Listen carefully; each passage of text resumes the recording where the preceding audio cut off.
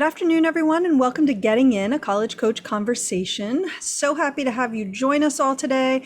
I feel like I haven't been here in forever, and really it hasn't been all that long. But we have what I always say, a great segment or a great show planned for you today. Before we get started, please don't forget to review us on Apple Podcasts. If you like this podcast, if you find it helpful, if you leave us a review, it helps other people find us as well. So we would really very much appreciate it if you would. We're going to be answering your questions later on in the show, but before we get to that, we're actually going to talk about something that is super important to me right now, as it is July, and I will be taking my son to college in literally about a month from today.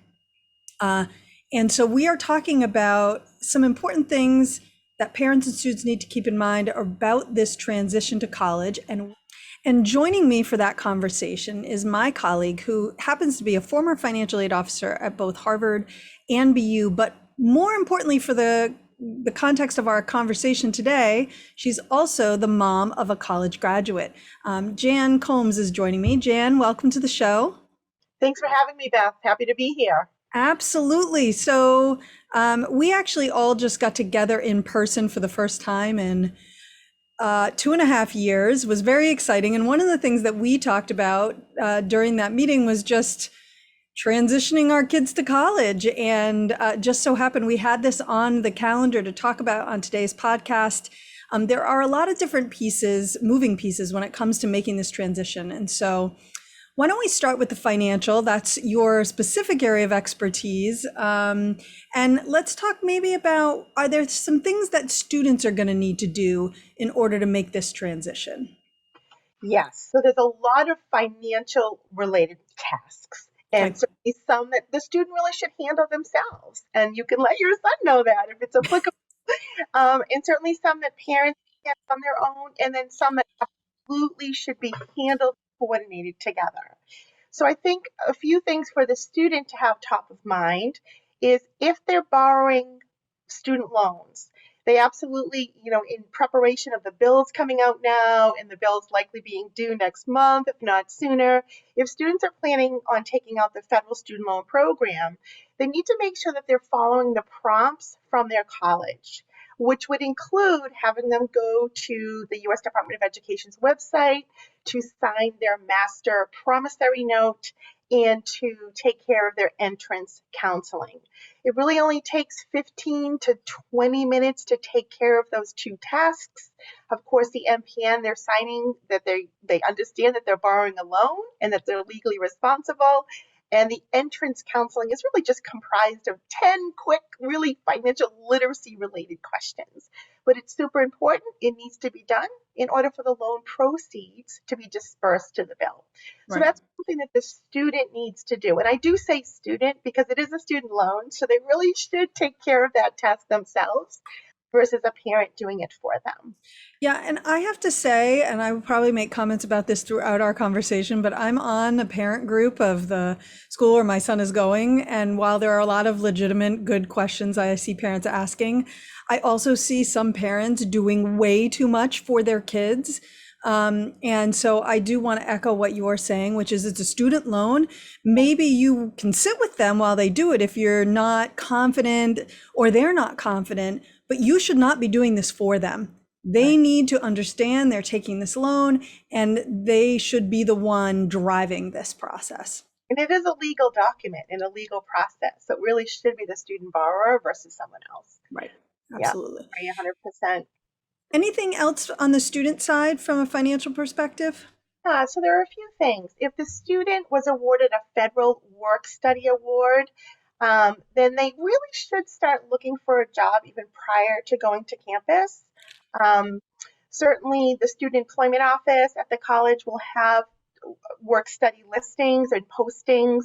Um, and if the student hasn't received a work study award, that's okay. There's still plenty of jobs on campus that don't require a work study allocation. So if students are interested in working, I always encourage them to start the process before they get to campus because it will be competitive, right? Everyone's going to campus at once and everyone's going to be interested in getting a part-time job. Well, not everyone, but many may be. So looking at the student employment office listings now and the process, even calling offices of interest, Like if they're interested in working in the athletic center, well, hey, give them a call and see if they have any job openings or look on the boards. If they can't do it in advance, certainly do it as soon as they can once they step on campus. Yes. I love this. It never occurred to me to have my son do this. When I am done recording the podcast today, I will be texting him right away. Hey, here's something you could be doing. So, see, I love this. This is why I was very excited to host this particular segment. Okay, great advice for the students. What about parents? What are some things that I need to be thinking about doing right now? Sure. So certainly obvious, right, is to get the bill settled, right? Yes. Bills are starting to come out now. In the last week, I've heard from many families that I work with that they have received the bill. One thing that I'll mention, and this is going to take student and parent kind of coordination, is the bill actually goes directly to the student. So if your student hasn't shared that with you yet, certainly check in. Because of privacy laws, because students are technically adults when they enter college or enrolled in college, the bill will actually go to them. So parents, if you haven't heard about the bill yet being available, check with your student because very likely it is. And your student will be able to access that online via their student account portal. So that's one thing that parents and students can do together. Parents obviously need a plan. If they're taking out loans, have they applied for loans? If so, are they in process? Is there anything else that they need to do? Parents will also need to sign an MPN and take care of required paperwork. If they don't need to borrow loans, have they contacted their 529 provider? This is just one example. It takes a few weeks, at least it did for me when I was paying for my two oldest so far. I had to contact the 529 provider 2 weeks prior to when I needed the money actually to get to the school. Are you going to use cash flow or discretionary funds? Have you signed up for a payment plan, for example? So things do need to take time. Lots of options available to families, but they do take time. So making that plan now as to how you're going to attack paying that bill Yes. is super important. Yeah, and I can share that at my son's school, the bill does indeed go to him. It goes into the portal, so it doesn't get mailed to any, there's no physical bill that's coming. What he had to do was to add his dad and then me as an authorized family member to be able to access the account so that we can also see the bill. But we could, in theory, have relied upon him to, open the bill and let us know and figure out how we were going to pay it. I think in our situation, it's a little bit more complicated because his dad and I are divorced, and this is just the easiest way. The bill was supposed to be in the portal on July 11th, but it did just appear yesterday. So, you know, Timely. yeah, exactly. I was excited to see it come in just because, we know we need to get it paid, and you get nervous that you've missed something if it's not there. But if the bill has not arrived yet, you should be checking for it. And if it still hasn't arrived in a little bit, you might be wanting to reach out to the college to find out when you should expect it, because God forbid it had been sent and for whatever reason it didn't make it into the portal or into your mailbox. And very few schools actually mail the old fashioned way. So that's Yeah. a point, Beth, that usually it is going to be electronic. Sometimes they'll just send an email to the student saying, hey, check your portal. Some colleges will, as you mentioned, allow parents to be set up as proxies. And I did Mhm. both of my son's colleges where I would actually receive an email and it would say to the payee for Yes. X child. And then I could just click on that link, go right in and see the bill. So being a proxy is really important, especially I think if you're sharing expenses with someone else and trying to coordinate. Hmm. So just think everyone, it's a lot of online billing and access.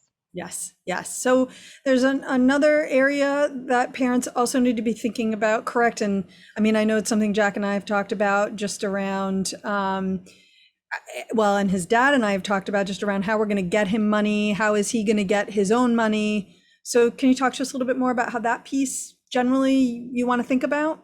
Yeah, so students should definitely have a way of receiving money, paying money. Certainly for some students, many might already have a debit card and they're used to using that for paying for things, and that's great. But students also need a way of receiving money, especially if they're not near their parents when they're studying. So perhaps having a bank that's on campus, perhaps that they can access via an ATM or a local bank or account where a parent can wire money over. A lot of colleges also have what's called a campus card system, and these are Mhm. absolutely terrific. I highly recommend it if your student's college offers it.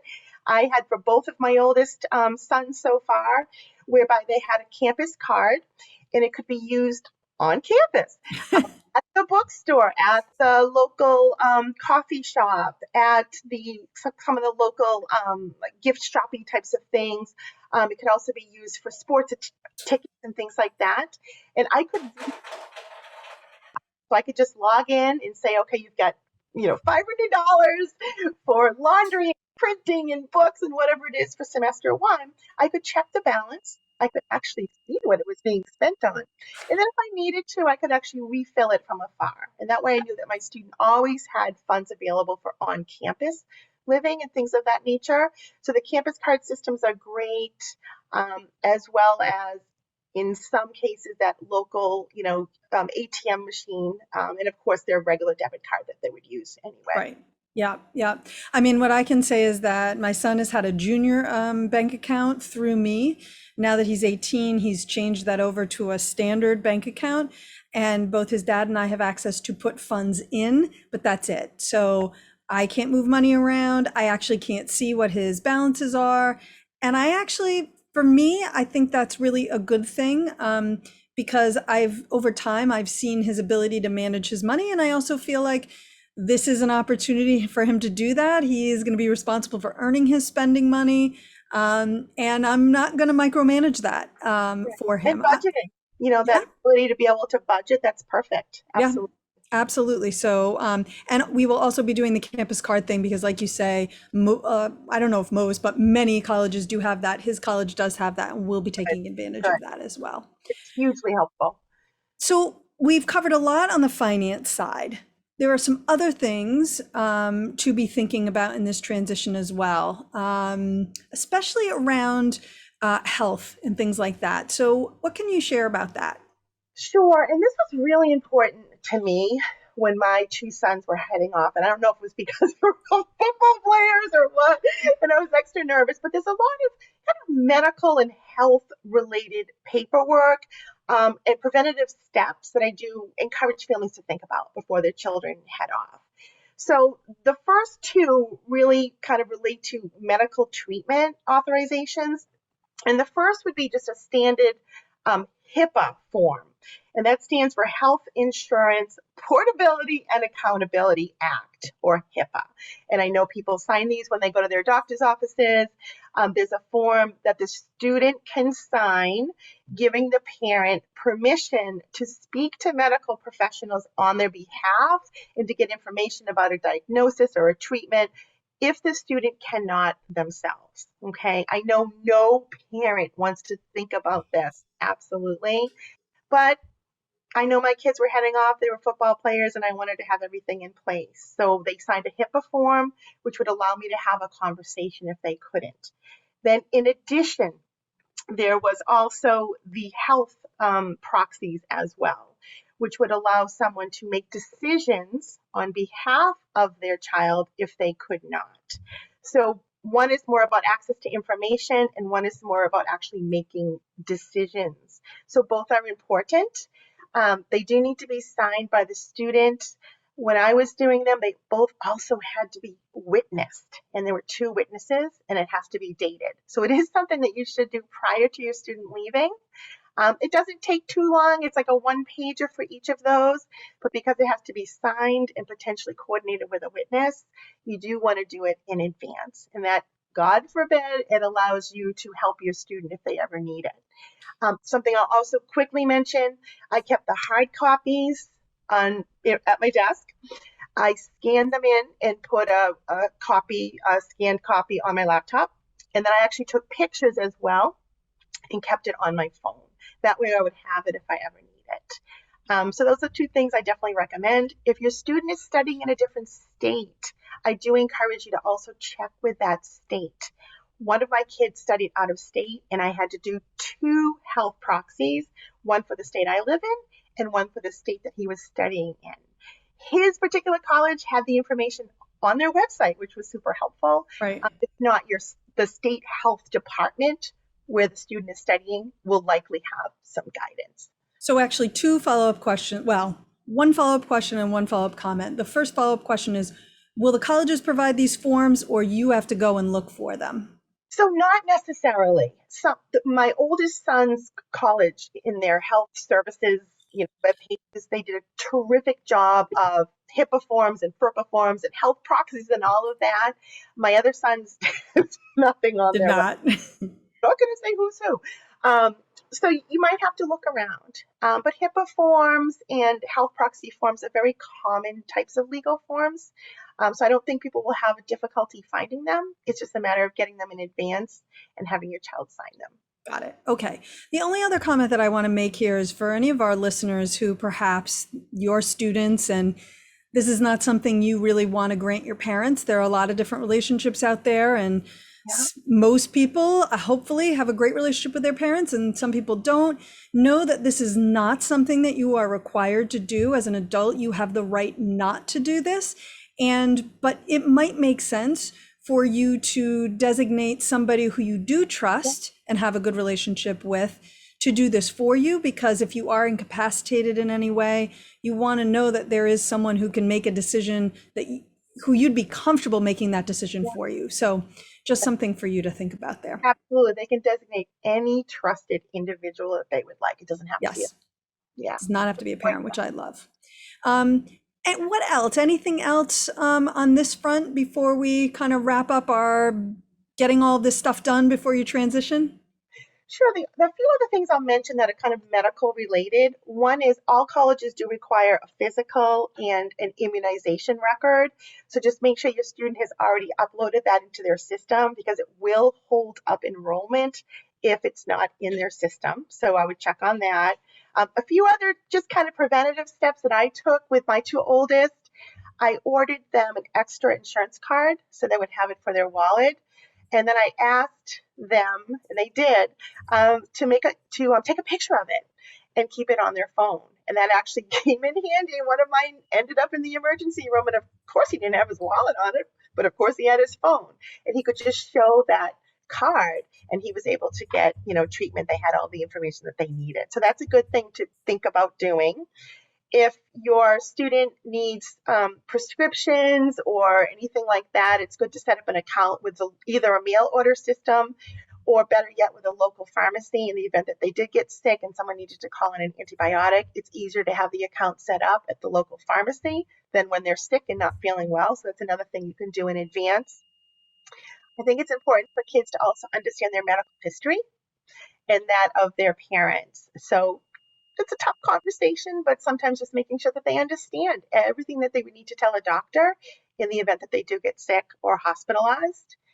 Certainly, two last quick things is, we are still in COVID, so making sure that students understand the rules and the guidelines that their college is placing on, COVID precautions. And then certainly if you're a family that typically would have your student get a flu shot, I know that my kids were able to get them in August from their pediatrician before they headed out. If your student can't, then certainly remind them that likely most colleges will be having flu clinics in September or October. So those are some of the medical related things to think about, which hopefully will make your students' life safer and easier. Yes, I love that.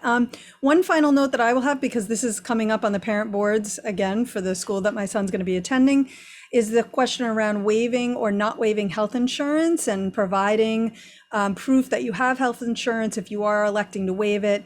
In an interesting twist, we are actually going to accept the college's health insurance for my son because, again, divorced parents, instead of having to try and split these costs behind, now we're just going to go all through the college for that. And we found that to be an easier solution the way we have been doing it, which is I cover the insurance and then my ex pays me for my son's portion of it, and it gets a little messy. This is going to be clean and easy. He's going to pay half. I'm going to pay half. But know that you do not have to accept that insurance. However, there is typically a very limited time for you to waive that insurance. And so you want to be on top of that. I know that at my son's school, if you don't waive it by August 1st, then congratulations, you have the college's health insurance. So for at least the first year, exactly. yep. And know that you can revisit each and every year. If you waive it for year one, you you can have it in the future and vice versa. They all will have a health insurance waiver form on their website. And Beth, that's right. It's huge deadline oriented. It usually is either July or early August. So check now.